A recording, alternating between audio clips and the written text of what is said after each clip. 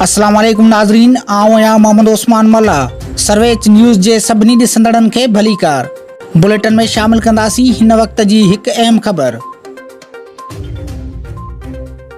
खोसा इत्तेहाद पारां बासरनि जे मुबीना ज़ुल्मन खिलाफ़ आयशा खोसो, शाहनवाज़ खोसो, संजर खोसो ऐं ॿियनि जे अॻुवाणी में खैबर प्रेस क्लब ते एहतजाजी मुज़ाहिरो कयो वियो।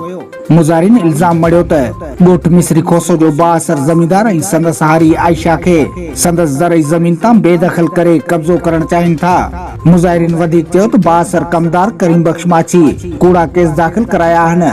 मुज़ाहिरीन सिंध जे वॾे वज़ीर IG सिंध ऐं DIG हैदराबाद खां मुतालबो कयो त बासर ख़िलाफ़ कार्रवाई करे खेनि इंसाफ़ ॾियारियो वञे।